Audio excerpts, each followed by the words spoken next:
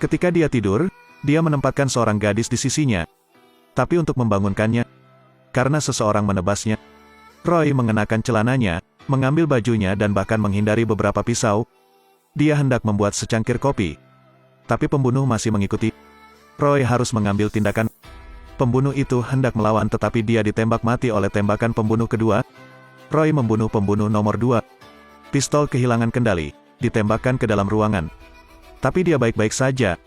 Mengapa Roy begitu tenang? Karena dia tahu apa yang akan terjadi. Setelah 3 detik, pesawat akan meledak. Roy mengenakan bajunya dan melompat turun. Pembumian yang sempurna. Tapi itu tidak selalu nyaman. Sebelumnya, dia terlindas truk sebanyak 32 kali. Tapi kemudian dia akan dibangunkan oleh wanita. Kemudian dia diburu lagi. Ini seperti jatuh ke dalam siklus waktu. Pembunuh nomor 3 adalah 2 saudara perempuan.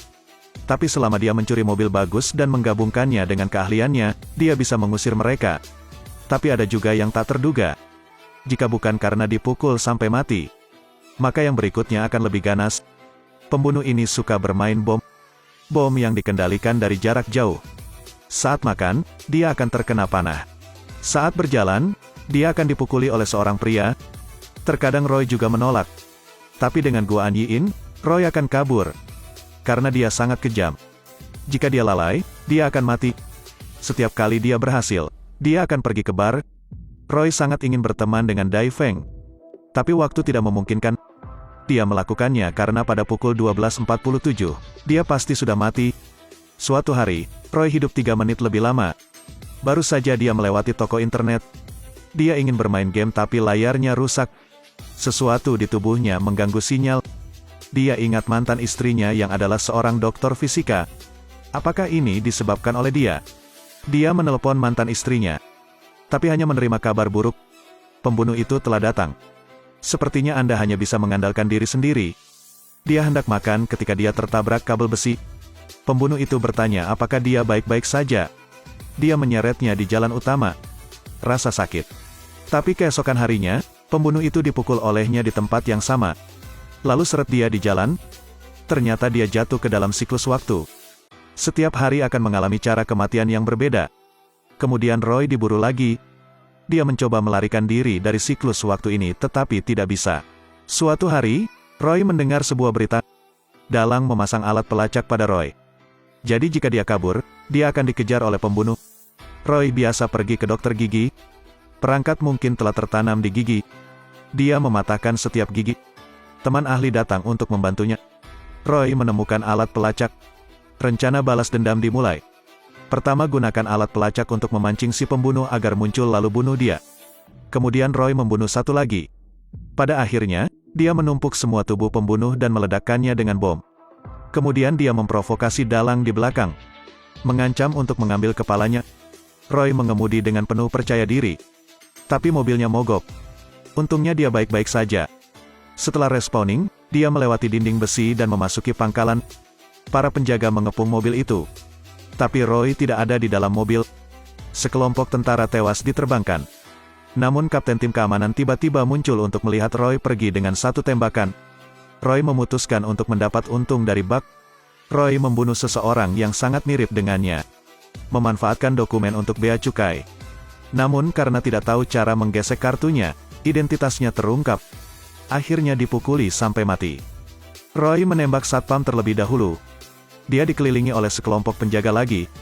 Roy menembak dirinya sendiri. Kapten penjaga itu bingung. Bereinkarnasi 3 kali dan kemudian ditembak mati lagi. Ternyata ada kamera yang dipasang di lift. Pada akhirnya, Roy menyamar sebagai penjaga. Tapi bos di sebelah adalah Guan Yin. Dia telah membunuh Roy berkali-kali. Tapi kali ini tidak terkecuali. Saya Guan Yin. Guan Yin menyelesaikan misi. Meskipun Roy dapat respawn tanpa batas waktu, dia akan selalu dibunuh oleh Guan Yin. Lagi pula itu tidak berguna. Roy bangun. Dia harus menggunakan senjata dingin. Dia pergi ke Dai Feng, ingin belajar ilmu pedang Tiongkok. Tapi Dai Feng berkata itu sangat sulit, butuh waktu. Tapi bagi Roy, waktu bukanlah masalah. Dia juga bisa respawn tanpa batas. Setiap kali Roy akan menemukan kematiannya sendiri, dia akhirnya menang melawan Dai Feng.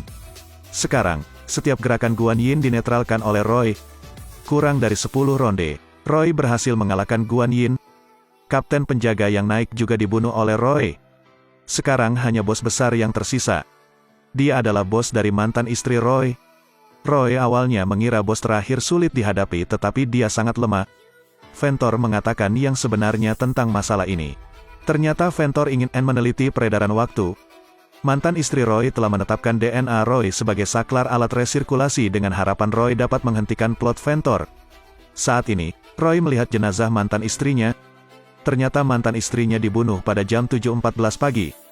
Dan waktu respon Roy adalah jam 7 pagi.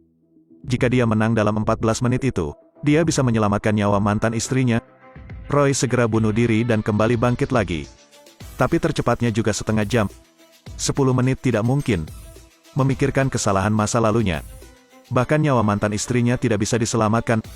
Roy membiarkan pembunuh level 1 bisa membunuhnya. Tapi dirangsang oleh rasa sakit.